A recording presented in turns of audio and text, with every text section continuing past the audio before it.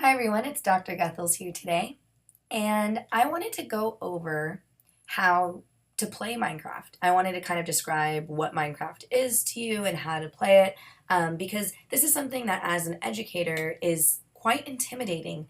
Your students will have played for hundreds of hours probably already, and they talk about it, and it's just very intimidating trying to teach with something that you've never played before. So I recommend that you don't just watch this video, but you kind of follow along. So you should have already purchased either the Windows or Mac version of Minecraft. That's the 2695 version. You can find that at minecraft.net. This works best if you're on that version. And when you first launch it, it'll ask you to log in. It'll have something similar to this. If you've previously logged in, though, you could just click play. Let's go ahead and start playing. Now, there are two ways of playing Minecraft. There's single player and multiplayer. In Learn to Mod, we actually use multiplayer because what multiplayer means is that you're going to connect to a server, and that's how you're going to play the game. You're going to play it on the server. So really, Minecraft is running on a server, and you're playing it through there. Now, we're going to be playing single player version in this demo because I just want to kind of give you the understanding of how Minecraft works. And if you haven't already gotten Learn to Mod, then you can play the single player version without having to get it. So single player version means that you're in your own world by yourself, and the world is infinitely large and randomly created.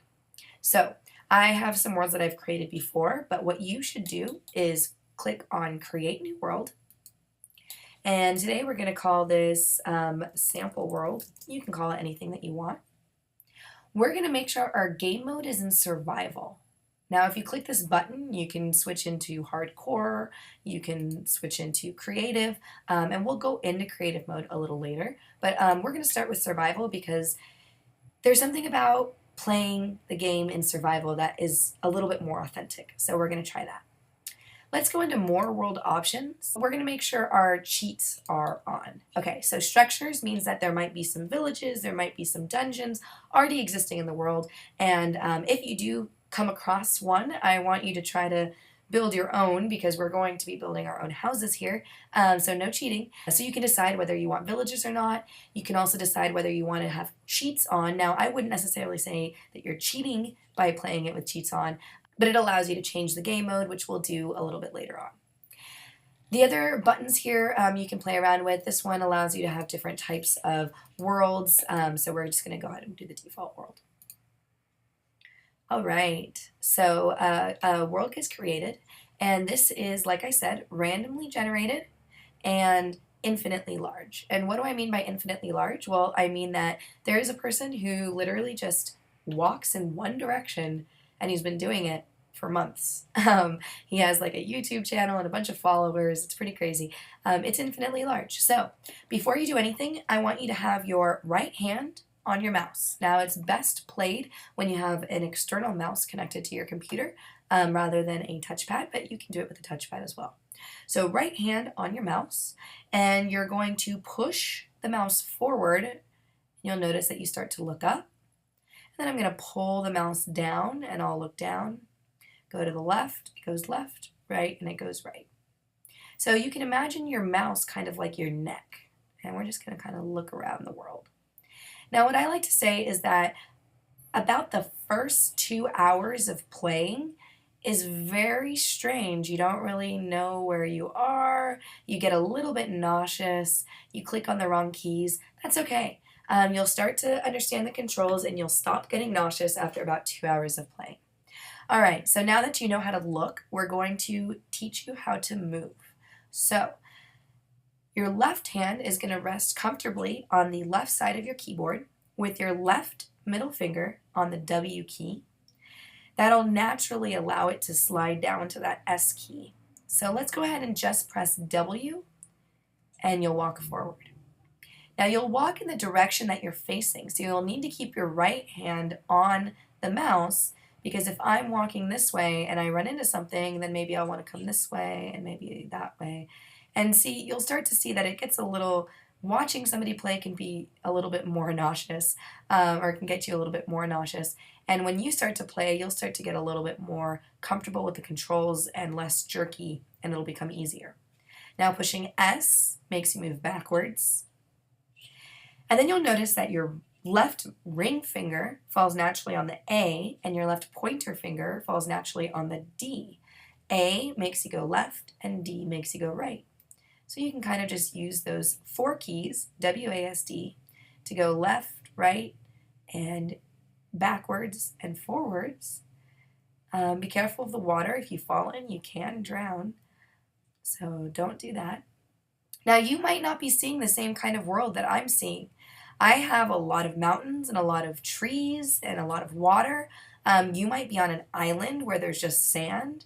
You might be have a place where there are even more trees. You might have a place where there are even larger mountains.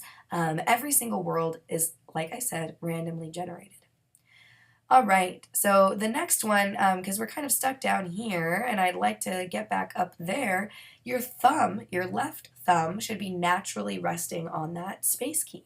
So if you press it, you'll jump up, and if you push W while pressing it, you'll jump forward.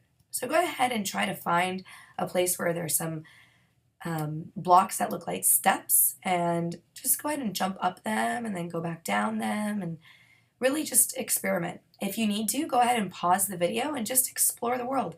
I recommend exploring it for maybe about 10 minutes or so. Just kind of walk around, check out the other animals that you can find, see what kind of world you're living in. And when you're ready, just go ahead and press play on the video again. All right, welcome back. So by now you should be pretty familiar with walking around. Don't worry if it's still a little clunky. You'll get through that. The next thing I'm going to teach you how to do, because now you're a walker, which isn't that interesting in Minecraft, I'm going to teach you how to mine. That's part of being a Minecrafter, is mining. And the first part that we're going to do is going to be pretty simple. We're just going to mine dirt. So you're going to make sure that your little crosshair is on one of the sides of a block that you want to break. So I can be either on the top, the front, the left, the right, any of the sides here. And I'm just going to press and hold the left button key on my mouse. So press and hold. If I let go, it doesn't do anything. I'm going to press and hold it, and it breaks. And then the little dirt that I just broke kind of appears floating there. And if I walk up to it, I'll collect it. And now I have dirt. And that little pink square or tan square there in the corner on the bottom right, that's my hand. That's your hand. So you can actually see, this is what we look like. And so that's the hand. And when I have the dirt in my hand, that's why it looks like I have a hand that's made of dirt. I don't. It's just in my hand. And the dirt goes into your hotbar. That's that 9 square bar there at the bottom. And you can cycle through the items in your hotbar by pushing the 1 through 9 keys on your keyboard. So go ahead and try that. And you'll notice when I'm on a block that doesn't have anything, then my hand is free. It just looks like a hand. But when I'm on a block that's holding something like dirt, it looks like it's dirt because it's holding it. Now, you can either cycle to one with nothing on it, or you can use the dirt to break it. It doesn't really matter. It doesn't hurt it. So let's go ahead and collect 20 pieces of dirt. Remember to press and hold while you're doing this so that you can actually break it. If you let go, it doesn't do anything. So you got to make sure you press and hold. Now, one thing that a lot of people end up doing is realizing they can just keep digging down, and they make themselves into this like little hole, and okay, great, now I have 20 blocks, perfect. All right, wait, how do I get out? Because I can only jump 1 block high. How do I get out? Well, all you have to do is make yourself a little staircase. So if you accidentally made yourself into a little hole, just make yourself a little staircase and hop back out. What's interesting is I've trained a lot of adults to play Minecraft, and I'd say probably about a small percentage of people in my classes every single time get themselves into a hole and don't know how to get themselves out. And what's interesting is that students automatically know. They just figure it out really quickly. They're like, oh, well, I just got to make some stairs and get out. And that's what the power of Minecraft really brings. It is constant problem solving. You're stuck in a hole. What are you going to do? Well, the only thing I can do, I can't jump high enough. I can break blocks though, and I can make a little staircase so I can jump out. And I can do that in any direction. So that's one of the really clear benefits of Minecraft is constantly you're problem solving. So let's do a little bit more problem solving. We're going to actually build a house now because every 12 minutes there comes 7 minutes of darkness. And well, first of all, I'm scared of the dark, but second of all, creatures come out in the dark and they can hurt you. So we're going to build a house. And I just want you to build maybe like 3 walls. And I want them to be 2 blocks high. And the way that you place blocks is that instead of left clicking, you right click. And they're going to be placed wherever your cursor is. So if I wanted it back there, I'd place it there. If I wanted it in this area here, I could either look at this side, that side, or this side. So I'm just going to go ahead and build. Oh, and I can't put it here because that's where I'm standing. So I got to back up a little bit. I'm going to build 3 walls. And you should do the same.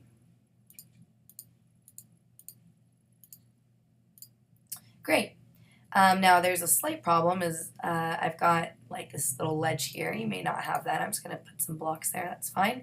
And that way I just have a little bit more. Oh, I ran out of dirt. You might have run out of dirt too. You can just go ahead and collect some more dirt. I'm just going to get maybe like 10 more. 6 more, and that should be good. All right, so now we've got this little house, and the problem is though, there's no roof, so the creatures can get me from above. Now I can't place it here because then I can't actually go underneath it because I'm 2 blocks high as the character. So you actually, I mean, you could jump up and try to place it like that. That's a little awkward though. So instead of jumping up, you can make yourself a little scaffolding, a little stair, and then you can place blocks. Now, I would do that, except I don't have a lot of space. I don't have any more blocks. I only have 2 blocks. So another option is that you can just dig deeper. So I'm just going to dig 1 layer deeper. Oh, I let go too quickly. There we go. Now it's at least 3 blocks high, and now I can use those blocks to just make a little roof above me. And maybe I need 1 more.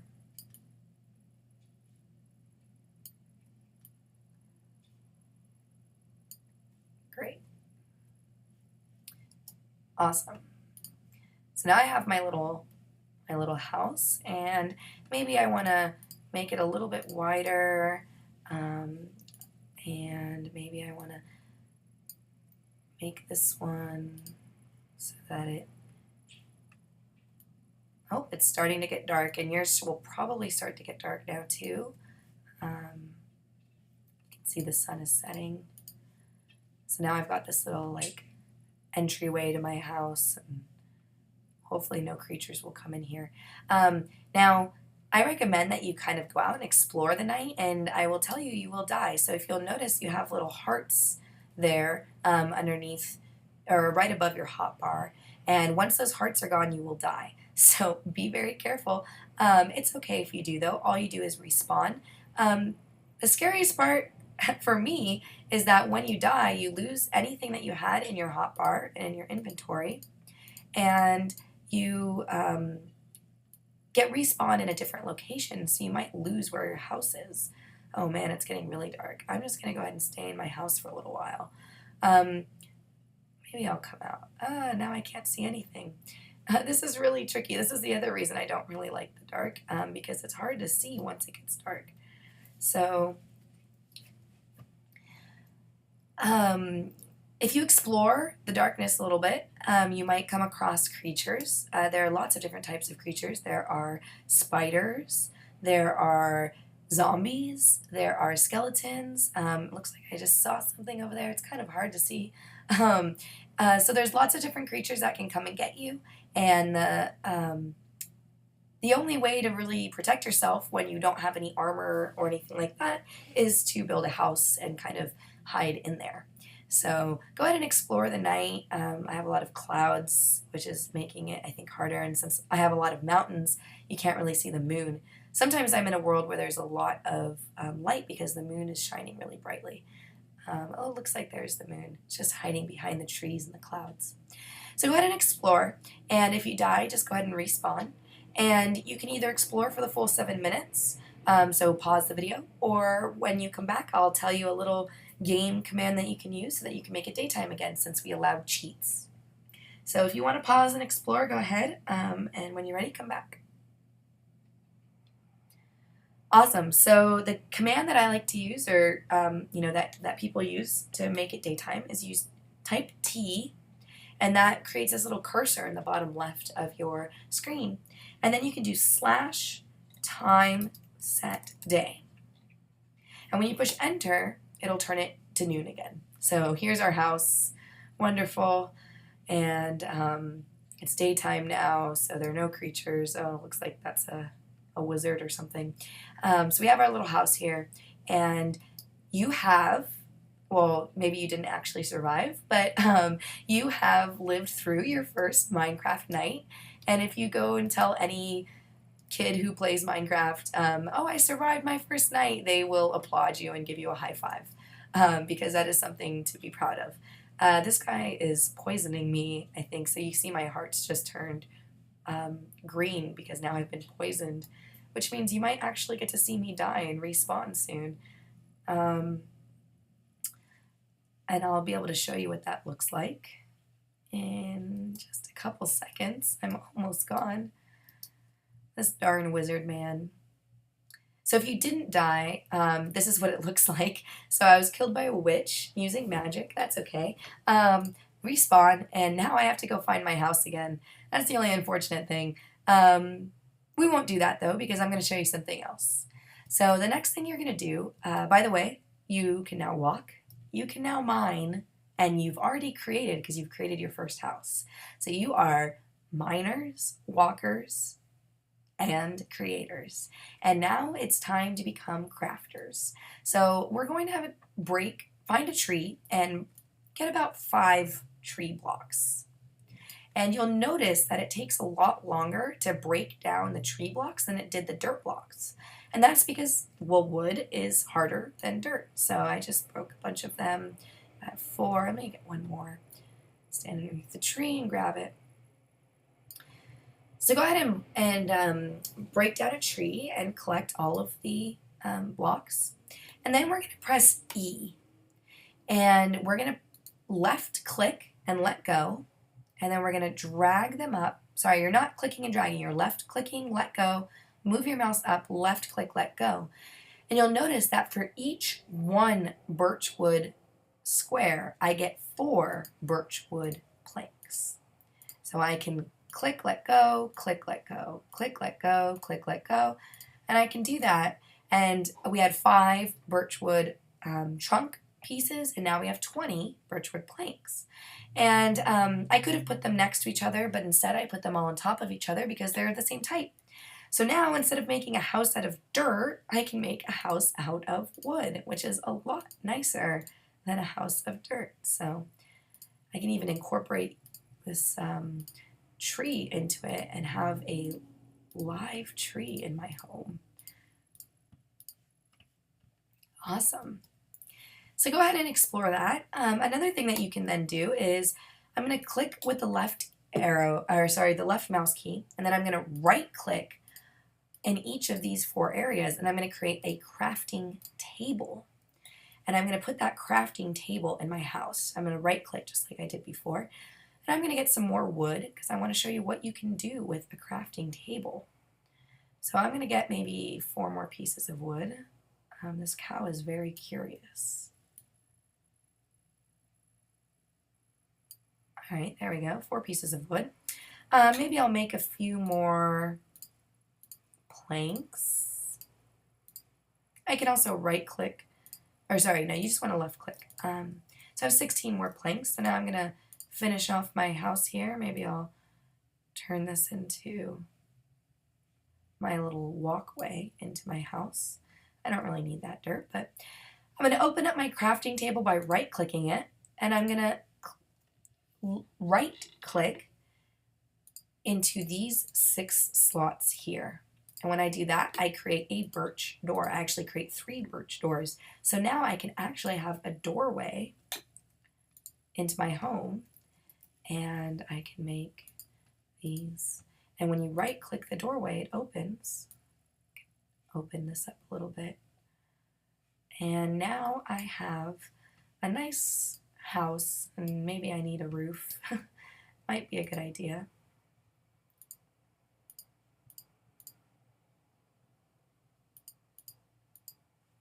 I need one more piece of birch wood. I can go grab that other one that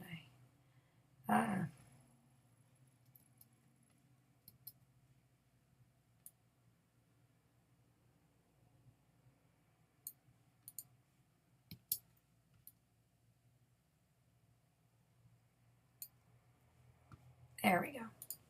So now I have a house made entirely out of birch wood, and I have a door so I can just hang out in my house, and there's a little bit of light coming in from the door. So it's wonderful. So now I am safe for when it turns nighttime. And the interesting thing is I'm going to switch, or the interesting thing is that once you start playing a little bit more, you'll start to realize that you can start mining, so you can go deep down underground. And if you remember, when I was going down before, all of a sudden I came up to some stone. And if I try to break stone with just my hand, first of all, it takes forever, and second of all, I can't actually collect it. So you actually have to create a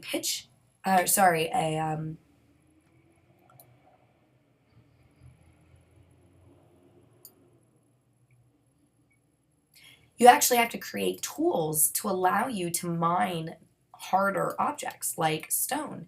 And once you've mined stone, you can create tools to mine harder materials such as diamond. And once you have diamond, you can make armor out of diamond. You can also make armor out of iron and gold and things like that, but diamond is the hardest one.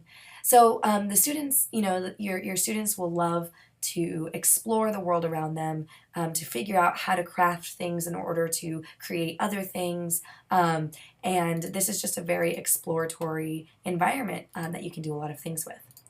So that's how you play in survival mode.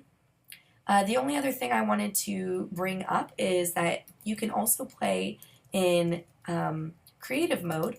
So if you allowed cheats, you can switch between modes by typing /game mode C for creative or /game mode S for survival. So I'm going to switch this into creative mode. You can also, when you're first creating it, make the survival mode creative, or sorry, make the game mode creative instead of survival. In creative mode, you'll notice that the hearts went away, and now when I left click a block, it just disappears immediately, and no floating block appears for me to collect. And that's because if I type E to get into my inventory, I have unlimited blocks. I can go ahead and grab a jungle wood plank, and I can place as many jungle wood planks as I want. So in creative mode, you have unlimited items. You can also fly by double clicking the space bar, and then space goes up, shift goes down, double click the space bar again to just fall. And while you're flying, you can use your WASD keys and your mouse to just fly around the world and explore it. And a lot of students like to play in creative mode, and they just like to build incredible structures.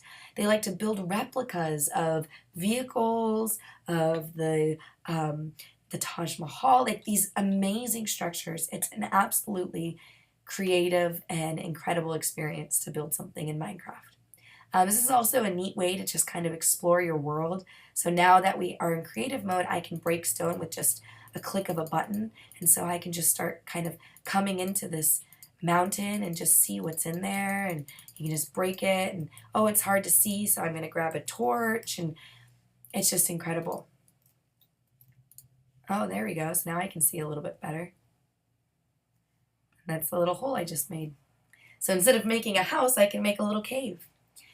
So this is creative mode, and I encourage you to explore Minecraft in both survival and creative mode.